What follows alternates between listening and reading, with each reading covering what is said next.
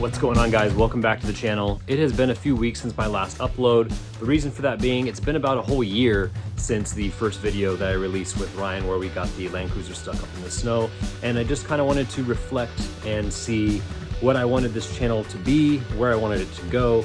And furthermore, as you can guess by the name of the title, I had to wait for the head to get back from the machine shop here. So today we're going to be working on the head for the 5.9 Cummins. In case you're new to the channel, basically what we're doing is we are taking a 5.9 Cummins that I took out of an older Ram 2500, and we are swapping it into my Toyota Land Cruiser. This is my 95 FZJ80 Toyota Land Cruiser. It's an 80 series. We just got the 37-inch Nitto mud grapplers with Raceline bead locks put on. It comes with an inline 6-cylinder from the factory, so there's plenty of room in there, and this swap has been well documented, even though it's definitely one of the more eclectic swaps that you can do for the 80 series Land Cruiser. There's lots of fabrication that needs to happen. There's plenty of trial and error, as with anything, but we have time at our disposal because that's not my daily driver. So anyways, I'm going to show you how the machine shop, what they did exactly to the head, and give you kind of a rundown of what I paid, etc, etc. So without further ado, let's take a couple of these valves out here so we can look at the seats and make sure that the machine shop did their job.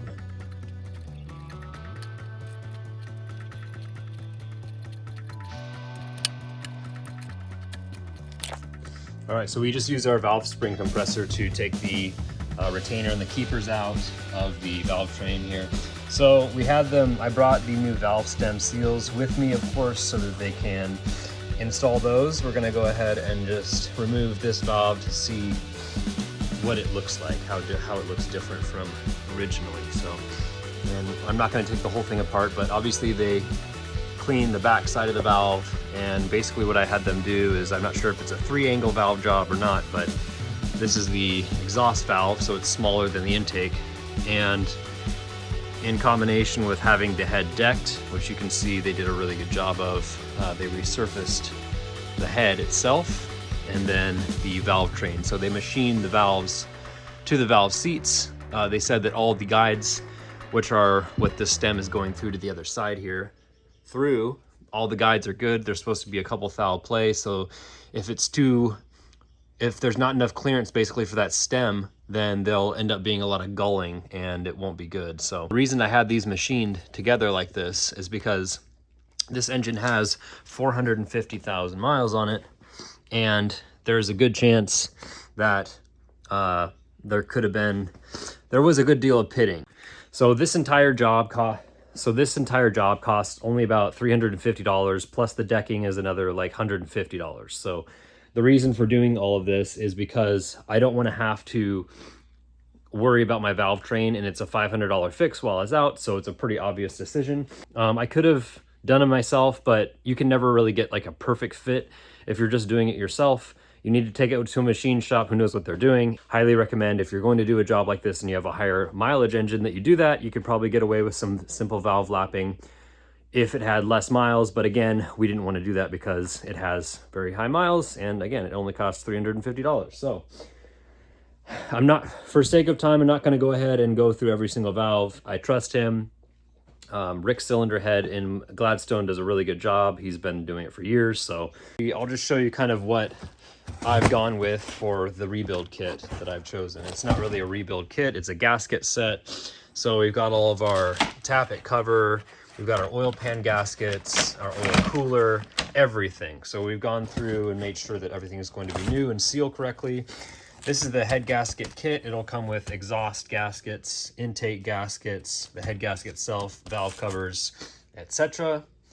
These are going to be actually don't know what these are, I haven't opened them up. These look like these are the main bearings. These are all from Engine Tech.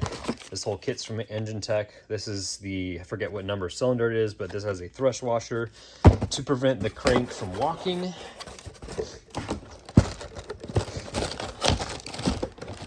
These are our piston rings. We're not going to open those. They're all labeled. We'll get to those later.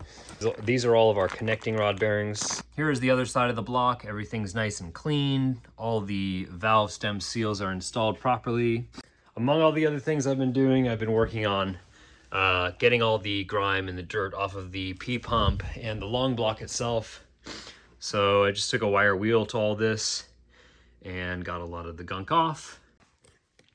So I've got all the timing cover gasket surfaces scraped off and lightly cleaned. I'll go through that again, get all that gunk off there in a while, but I just wanted to give the elbow grease to this so that I could get that finished. Now we're gonna work on the cylinders themselves. So there is a good deal of glazing. It's gonna be hard to tell with this lighting. You can still see the crosshatch as we've already went through in that other video. But looking down the bore, there's a little bit of a glaze and I just want to get rid of that. So I'm going to go ahead and take a cylinder hone on this drill here and make sure that these are clean first, but we're going to spray some lubricant down in the cylinders. I think I'm just going to use some oil, some engine oil, maybe some ATF. I'll consult the old internet and see what people say, but I'm going to get that set up. There's kind of a better, you can see right there the reflection of what's on the bottom. Even though there's crosshatch, I want to take care of that and make sure that the new rings have something to bite into. Being that it's already open, we might as well go ahead and do that. And I don't really want to bore the cylinders over. I've already got the whole rebuild kit in the standard size. And again, when I had the truck running, there was no blow-by, or very little, if there was any. So I'm not too worried about the tolerance, which we've already measured again with the micrometer. We're just gonna basically deglaze the cylinder. So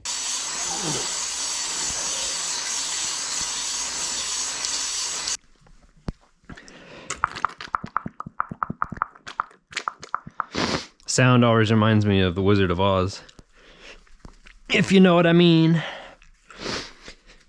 Tin Man, right? Hear that? I'm just looking for nice, slow, consistent speed. Not like that. About like what I'm doing right now. And it's not the most perfect pattern, but I'm not perfect, so I'll be happy with that. Again, this is really just so that the rings can bite into something. You guys can flame me in the comments.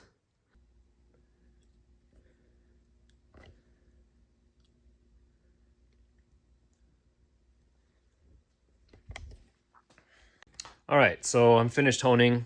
This cylinder one is really the one that looks the worst, just because I couldn't get a consistent crosshatch going, and I was messing with the adjusting nut on the hone. Not worried about it. It looks worse than it is. I ran micrometer and it's still good. Now that we're finished honing, I'm gonna go ahead and turn it over so that we can get the crankshaft and main bearing situation figured out and then check for clearance with plasti gauge. So I'm gonna try and use this hand in combination with this hand. This is very heavy, obviously.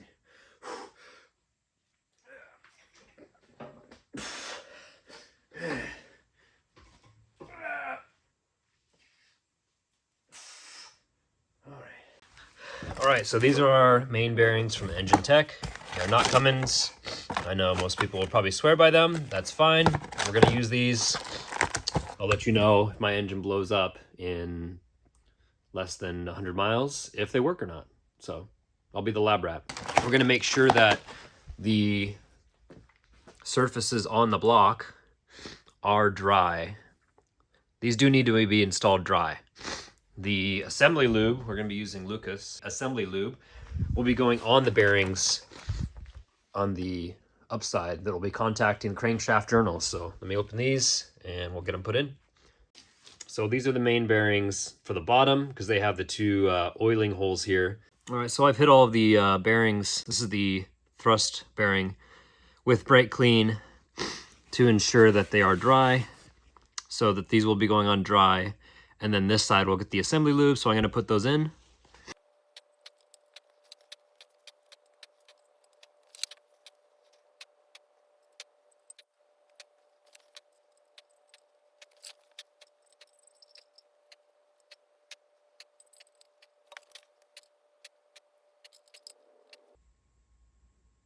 I want to be careful not to get too much assembly lube.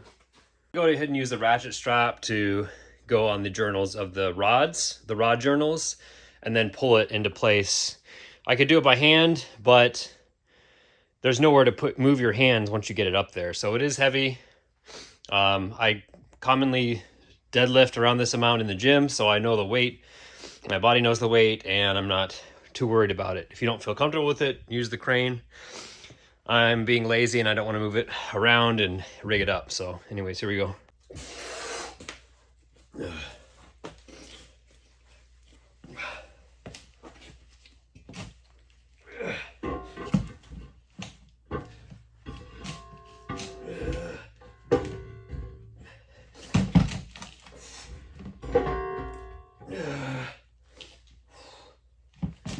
So I went ahead and placed some plasti gauge on all of the main journals, and we're gonna go ahead and just go over to our main caps and figure out which ones goes to which. They're all numbered.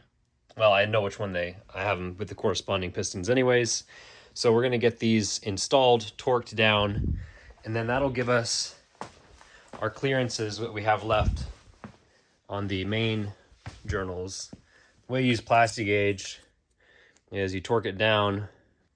So you can see there's little 1 thou, 2 thou, 3 thou, 4 thou, and there's a matching profile so that you can tell how much clearance you have for each of your journals. We're going to do that with the rod journals as well. But for this video, we're just looking for the clearances for the main. So I'm going to get the caps installed and get them torqued down, and then I'll bring it back.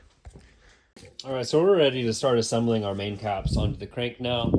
I've installed all the bearings dry, just like the main bearings on the engine side, dry to the caps.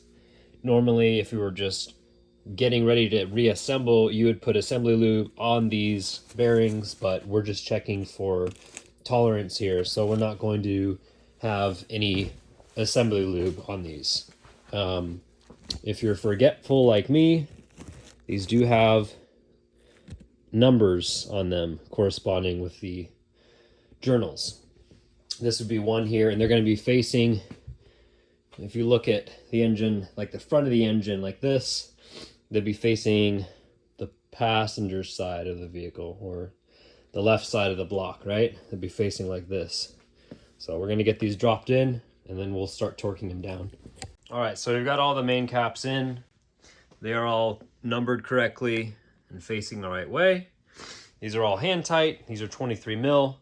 We're going to use our torque wrench to get in there and make a few passes. So we've got our 1/2 inch torque wrench here. We're going to go ahead and do our sequence along the main bearing caps according to the factory service manual, or the Haynes at least. 5.9, 2001 earlier, first pass 44, second 88, third 129. We're basically just doing this so that we want to know if we have to get the machine turned, which hopefully we don't. You know, like, these are sitting in an oil bath pretty much their whole life. They shouldn't really need it.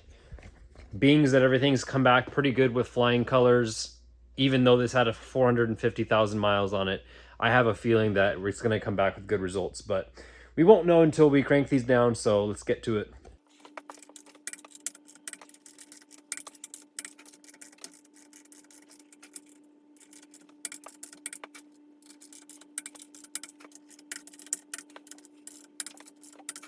Before I get too far ahead of myself, I want to make sure that everything's cranking down in line here, that there's no misalignments with the dowels or anything, and it's not binding on anything. Looks like we're good. So now that was our first pass at 44. I believe the next one said 88.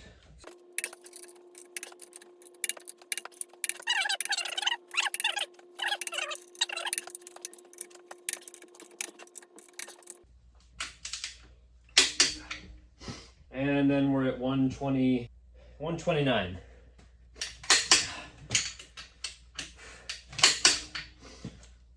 All right. So now I'm going to go ahead and loosen them up and then check for the plasti gauge. All right, so all the main caps are off. This is what the plasti gauge looks like when it's been squished. Again, it's just a little piece of, I don't know, clay or plastic or something. Anyways, there are the journals. So we have here our reference. Anyways, what we're gonna do is compare the clearance here. Trying to get it to where, there we go. So, to me, that looks about 3 thou. They are all very consistent across the board. 3 thou, 3 thou. They're all around 3 thou. So we have a lot of information now. We have a lot of information regarding the tolerances of this engine. So we know that our main journals are within spec. I believe the spec is, from the information I found, the maximum allowance is 0.0047 thou of clearance. We're within spec. We're actually right in the middle of 0.2 to 0.04, I think I saw, are the tolerances. So that's good. Yeah, so we'll go ahead and just scrape this off with our finger here, as we don't want to have this be in the engine oil. And it just scrapes off very easily, just like that. Obviously, I'll go ahead and make sure all that's polished. The crank's coming out again. We've got to do a few more things. We got to clean the engine still. We got to scrape the gasket. All right, that's going to do it for the video today, guys. Thank you so much for watching. Please make sure to like and subscribe if you like this type of content. Yeah, I'm just trying to get this thing put together, because then we need to start to disassemble the transmission over here, which is going to be a lot of fun. This needs to be completely disassembled and reassembled with the right main shaft, which is going to be interesting. I have somebody who is going to send one out basically to get milled down so it fits the Toyota transfer case. Anyways, all of this is coming in the future. Thank you so much for watching. Hope you all enjoyed. Until next time, I will see you on the trails.